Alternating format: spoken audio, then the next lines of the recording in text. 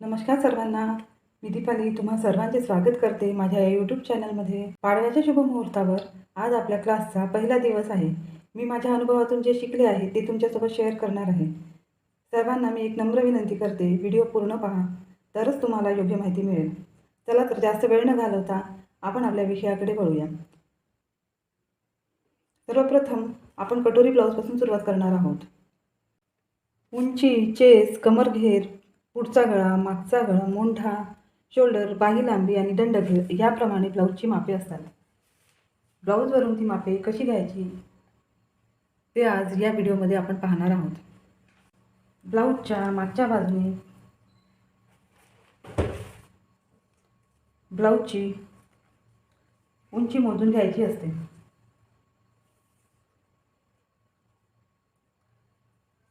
अशाप्रमाणे थोडे ब्लाऊज ओढून या ब्लाऊजची उंची 13 इंच भरत आहे. प्लस त्यामध्ये शिलाई मार्जिन आपल्याला 1 इंच करायचा असतो. उंची 13 इंच प्लस 1 बरोबर 14 इंच. ब्लाऊजची चेस आपल्याला हुकपट्टीच्या बाजूने मोजून घ्यायची असते. ज्या बाजूने आपण हुक लावतो त्या बाजूने आपल्याला ब्लाऊजच्या चेसचे माप मोजून घ्यायचे असते. अशाप्रमाणे हुकपट्टीपासून तर काकीच्या शिलाईपर्यंत आपल्याला चेसचे माप मोजून घ्यायचे असते. या ब्लाऊजचे चेसचे माप 9.5 इंच आलेले आहे, म्हणजेच हे ब्लाऊज 38 साईजचे आहे.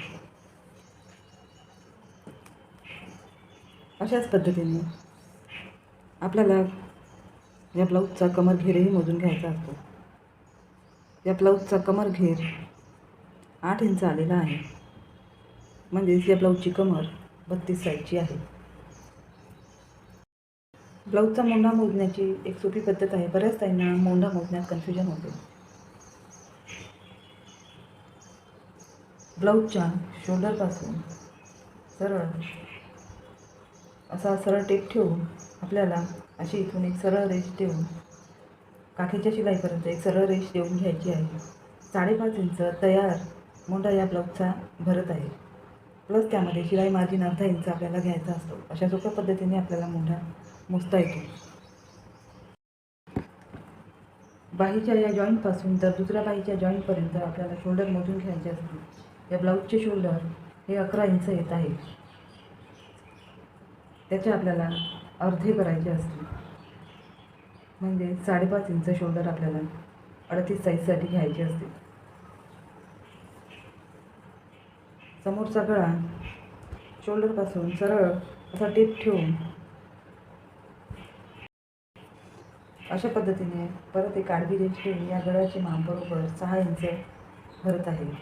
तयार गळा हा 6 इंचाचा आहे. प्लस त्यामध्ये अर्धा इंच शिलाई मार्जिन घ्यायची असते, म्हणजेच आपल्याला 6.5 इंचाचा गळा कटिंग करताना घ्यावा लागतो.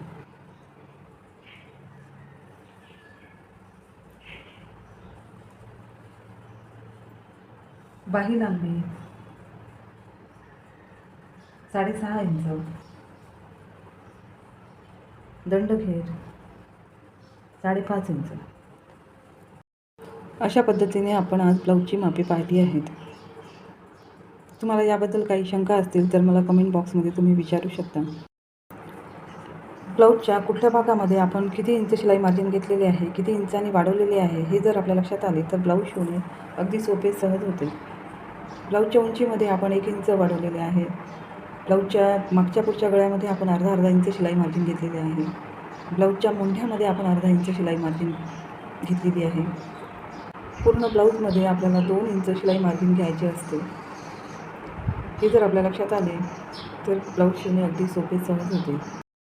माझा हा आजचा व्हिडिओ तुम्हाला आवडला असेल तर व्हिडिओला लाईक करा, चॅनलला सबस्क्राईब करा. व्हिडिओ पाहिल्याबद्दल खूप आभार तुमचे.